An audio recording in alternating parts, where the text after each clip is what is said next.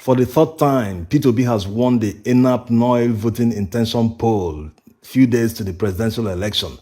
This poll is very, very important because ENAP has a good credibility in conducting polls. Since 2011, they started conducting polls, even governorship, presidential. They have always predicted correctly the winner of every election.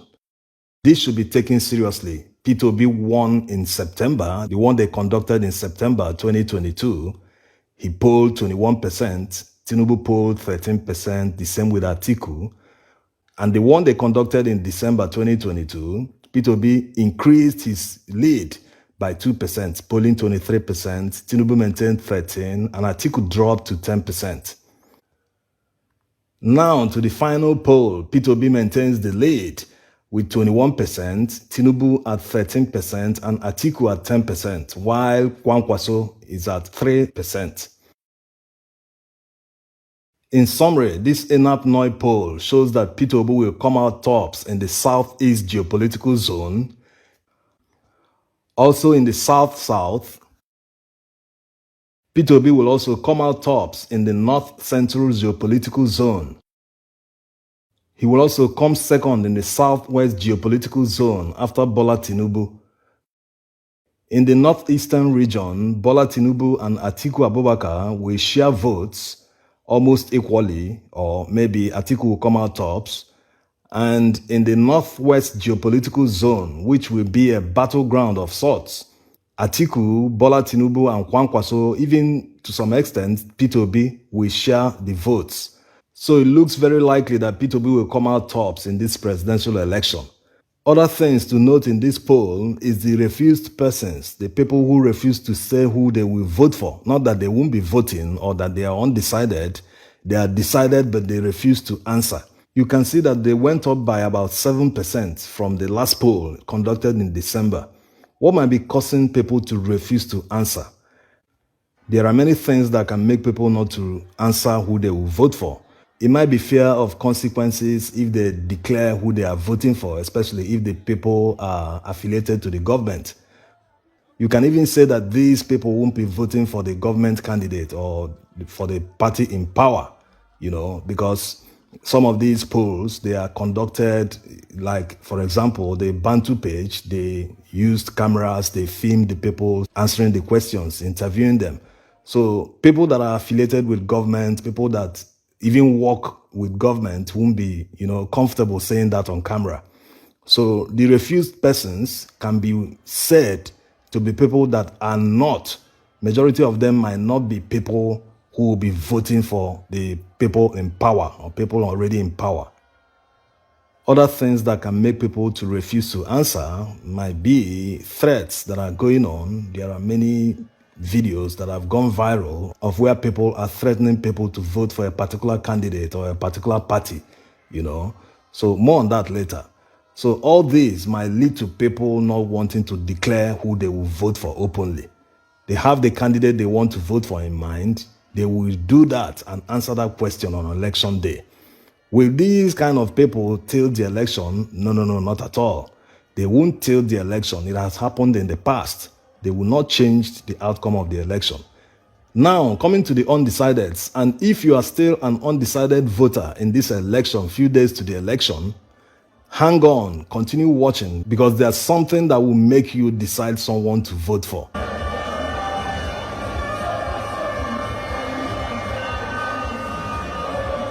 On this latest poll, the undecideds have dropped drastically. You can see the trend from September, December, and now in February. Some of these undecideds might just be people who don't want to be bothered. There's so much suffering around. People queue for fuel, queue for money, queue for many things. There's so much frustration. And this election seems to be the election in Nigeria that has the most polls conducted.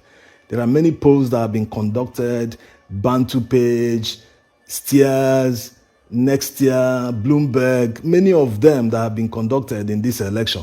So there's fatigue, sort of. And this election also is the only one that has this long campaign period. For many months, there has been campaign. So people are just tired. They want to get it over with. But the good news is that the undecideds have been dropping. You know, you can see from September to December to February now at about 23%. Undecideds have now been choosing their candidates. They are now deciding, taking decisions on who to vote for, which is a very good thing.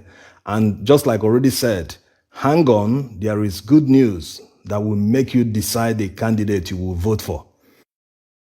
All these polls that have been conducted, Peter Obi have won all of them. He has cleared them. You know, he cannot be fake, because how can all of them be arriving at the same conclusion? Even the Kwakol poll predicted that Peter Obi will win Oyo, Ekiti, Ogun, and Lagos State, which is unbelievable. But these polls have all been consistent. Some of them have put him ahead by 3 times. Like one gave Peter Obi 66% in the entire country, and they polled more than 2,000 people. Even in America, most polls are conducted maybe just 1,000 people, just the weighting. They have to make sure he represents the entire country.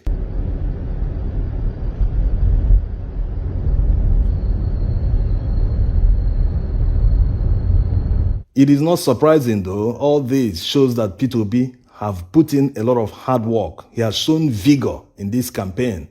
He didn't start the campaign early like other candidates, but he has been the most interviewed in this election. Even in the history of Nigeria, no candidate has been interviewed the way Peter Obi has been interviewed.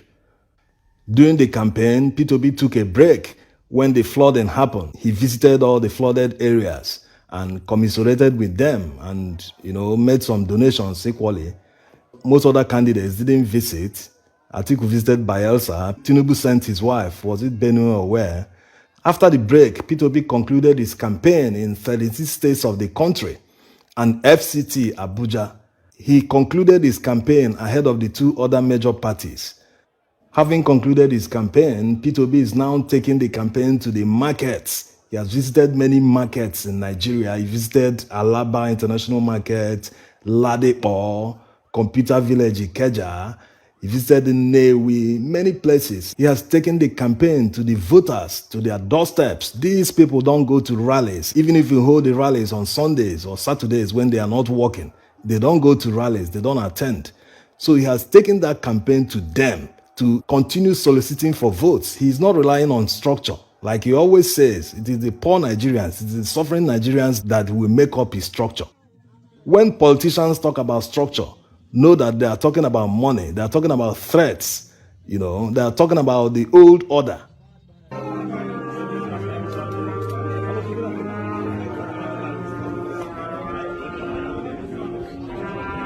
There is one thing that Peter Obi did in his life. Maybe not everyone knows about it. All his other achievements have been overflogged. You can find videos if you put in effort to see for yourself.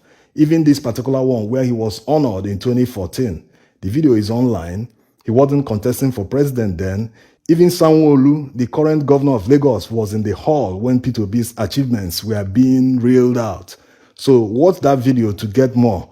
Going back to that thing that he did, that no person has ever done in Nigeria, you will see that Peter Obi is actually the right man, and it's not surprising why he's topping all the polls. When Peter Obi was facing impeachment when he was governor, the state assembly members actually called him. They invited him to the assembly with other VIPs in Anambra State. They told him openly that if he is able to give them this money, they mentioned the amount of money and their demands, that if he's able to oblige them, that they would drop the impeachment. But Peter Obi, being the person he is, he stood up, looked them in the eyes, and told them to their faces that he's not giving anybody anything. That if they want, they can go ahead with whatever they want to do.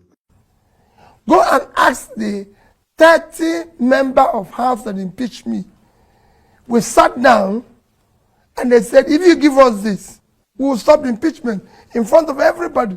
And I can call notable names and there. And I said, I'm not going to give it to you. I'd rather go. My name is Peter Obi. My name is not Governor of Anambra State. I'm not desperate to be president of Nigeria. I'm desperate to see Nigeria that works for the youth. This singular action of Peter Obi puts him ahead of any person. No Nigerian politician, no governor can do this in Nigeria. No, none. None of them can do it. Because they don't even need to spend their money. They just dip their hand in the security vote and share the money to the lawmakers. So Peter Obi refused when he knew that his mandate, his governorship, his position is at risk. He refused to share money, Anambra people's money. He refused to do it. Right in the face of threat of losing his job, he refused. So are you trying to say that this kind of person does not deserve the position of the presidency?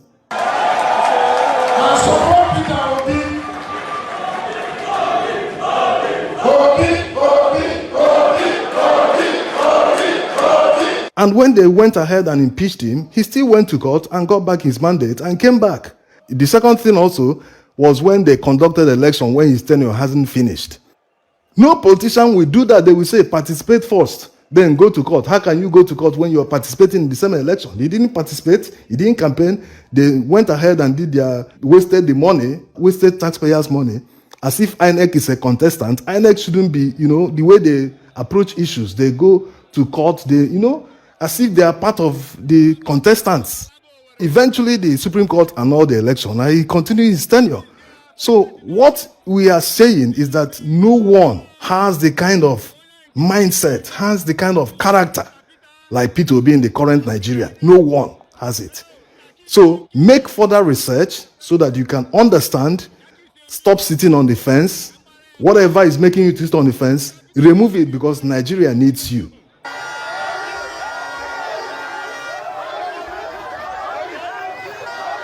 Another thing is that Peter Obi received about 500 billion naira during the 8 years he was governor from federal allocation. Out of these 500 billion naira, he was still able to keep 75 billion naira in savings for the state. No governor has ever done it in Nigeria. No one has ever left that huge amount while leaving office. None. Let's not bother you with all the good things he did, all the roads he constructed, more than 800 kilometers, all the hospitals, all the schools, how he took education from number 26 to first, how he won governor of the decade, how he won all the awards. So it's better you all know this. You can still make your research. There are a few days left before the election so that you can make an informed decision on election day. If you do not participate, if you do not change the system, you are a partaker. What it means, you are an accomplice. You lose your right to protest or challenge the government tomorrow if you don't participate in changing them today. Thank you for watching.